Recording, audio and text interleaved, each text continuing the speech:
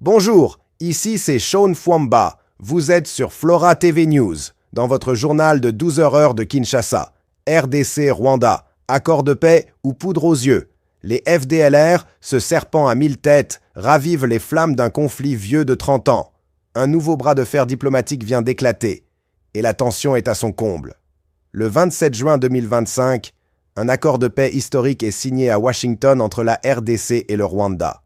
Mais à peine l'encre sèche que les vieilles rancunes ressurgissent, plus explosives que jamais. Dans une interview choc à Jeune Afrique, Olivier Nduhungirehe, le chef de la diplomatie rwandaise, met les points sur les i. Le retrait de nos troupes, jamais été au programme. L'accord vise uniquement les groupes armés non étatiques. Point final. Et quand on lui parle de neutraliser les FDLR, il accuse frontalement. Les FDLR sont soutenus et intégrés par Kinshasa dans les FARDC. Même les Nations Unies le disent. Mais Kinshasa ne compte pas se laisser faire. Coup de théâtre sur X, ex-Twitter. Julien Paluku, ministre et ancien gouverneur du Nord Kivu, contre-attaque dans une série de messages incandescents, 30 ans de mensonges. Les Rwandais ont occupé l'Est pendant 8 ans. Qu'ont-ils fait des FDLR pendant tout ce temps? Les FDLR actuels, à peine 1 millier, recyclés par Kigali lui-même. Ils dénoncent une stratégie de manipulation, un discours toxique, et appellent les Congolais à ne plus être les béquilles du régime rwandais. La réponse rwandaise ne tarde pas. Nduhungirehe, toujours sur X, balance une réplique cinglante. Si les FDLR sont un mythe, pourquoi votre propre gouvernement a-t-il signé 3 fois, noir sur blanc, son engagement à les neutraliser? Et pendant que la joute verbale fait rage, une bombe judiciaire explose à Arusha. La Cour africaine des droits de l'homme vient de juger recevable la plainte de Kinshasa contre Kigali.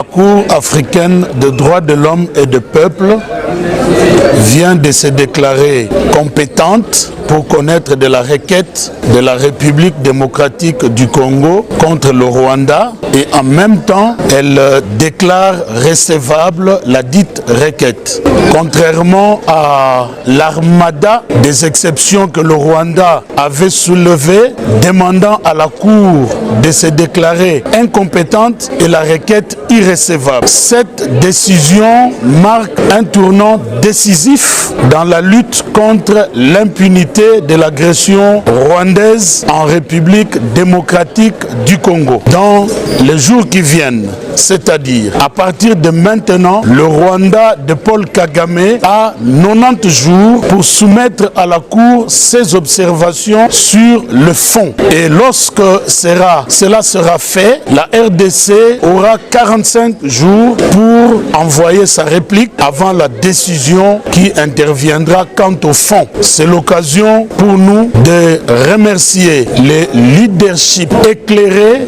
de son Excellence Monsieur le Président de la République Félix Antoine Tshisekedi Tshilombo et sa vision matérialisée par son Excellence Madame Judith Suminwa Tuluka. Et en même temps, nous remercions et félicitons l'ensemble de nos avocats qui travaillent, qui occupent pour la République dans ces dossiers.